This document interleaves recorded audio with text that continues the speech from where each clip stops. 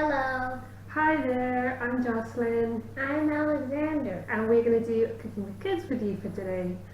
Today we are going to make peanut butter oat cookies. So that's a wee bit of a treat.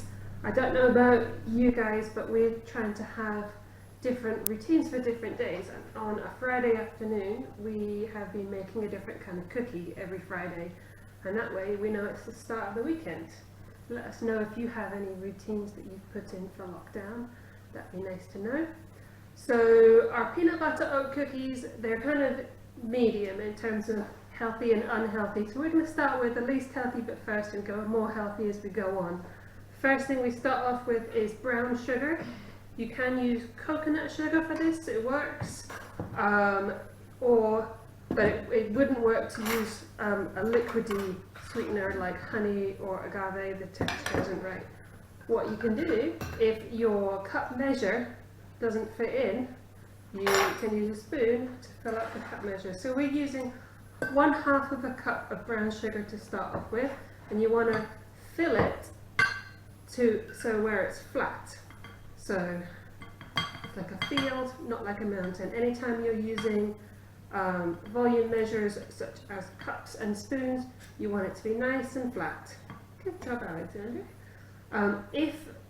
We are also going to give you the weights for this recipe. If you do not have cup measures or weighing scales, what you can do is you might be able to find a piece of packaging that has the volume on it. That's about 1/2 a cup because you packed it in quite well. Pretty good. And then we want 1/2 a cup of peanut butter. Peanut butter? You want to use the spoon again. Yes, we have giant tubs of peanut butter in this family because we are a peanut butter family. You can also use almond butter or tahini. Good job, Alexander. That's helping it to not be quite so messy, isn't it? But it would be a lot more expensive if you were using one of these because half a cup is about 1/2 a jar really, or almost 1/2 a jar of most jars, so it's quite a lot of peanut butter we're using.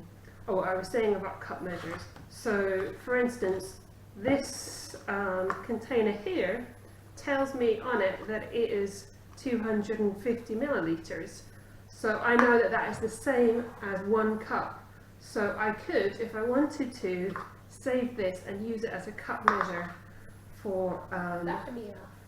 my recipes. Just a wee bit more because we want it to be nice and flat at the top.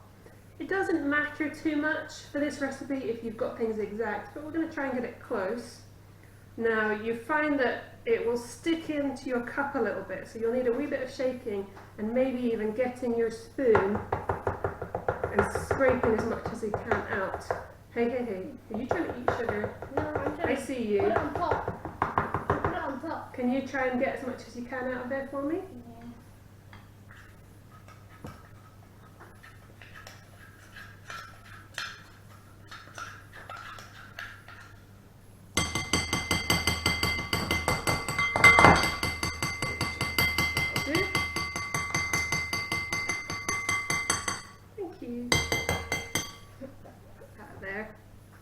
Now we want to give that a nice stir to get them well incorporated. You want to have a go with that? If you have electric beaters, go ahead and use them, but you don't need them. It's not like it's a cake that it needs to be like really fluffy or anything like that. Fluffy?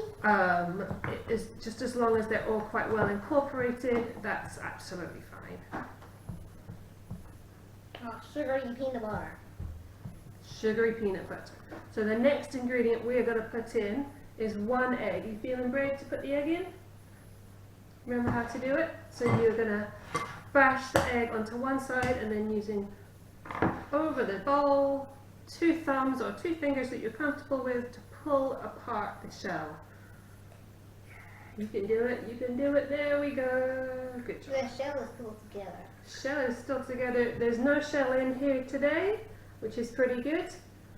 If there is a wee bit of shell, just use the eggshell itself to fish it out because it actually seems to stick to the eggshell really well. Worth noting some sort of science experiment for the future for that. So Alexander's going to mix that in really well before we put our next bits in. Good job. Right. The next bit we're going to do is just half a teaspoon of bicarbonate of soda. And again, we'll try and get that nice and flat.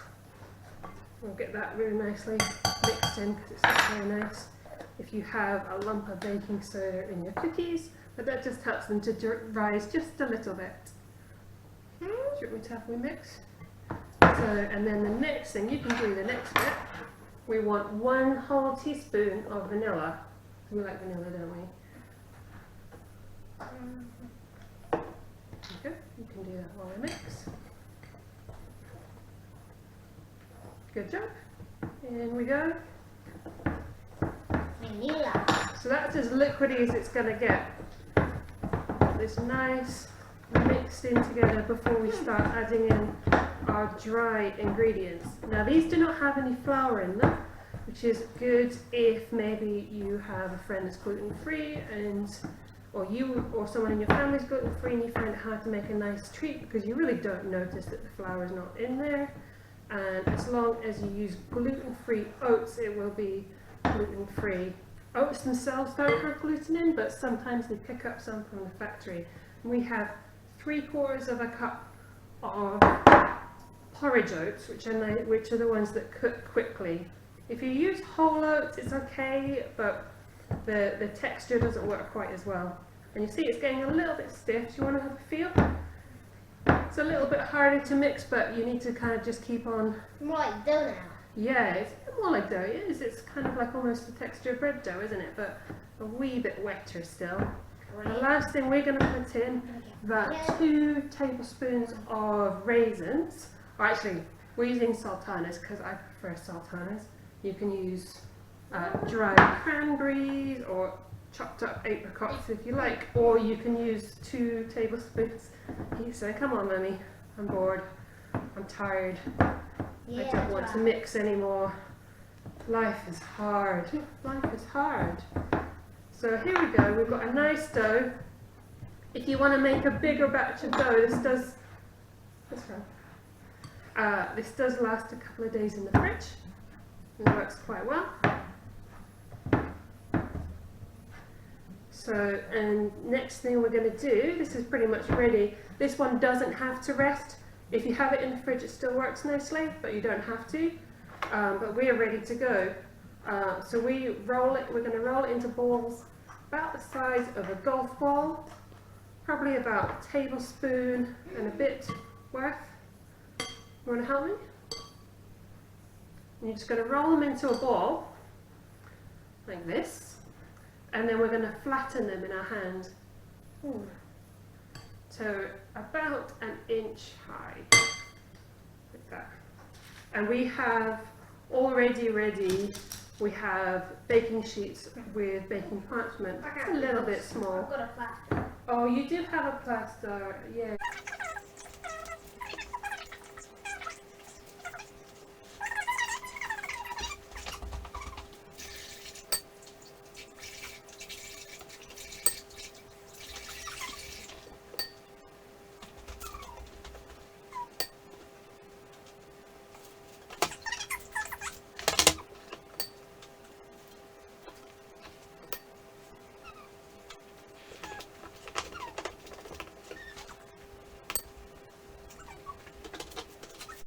So I've got 11 cookies all together, and we're going to put them in the oven now for 8 minutes. Hi, we're back. So we've got our 11 cookies, so these were in the oven for 8 minutes, and then I let them cool on the baking tray. And they flatten a little bit as they cool. So you cook them until they're just a little bit brown around the edges, but they're still sort of soft on the inside. So you can see they're kind of still nice and soft on the inside, and they're really nice and yummy. Very good. You happy? Yeah. Good treat. Thanks for watching, everyone. Let us know if you make them at home. Bye. Bye.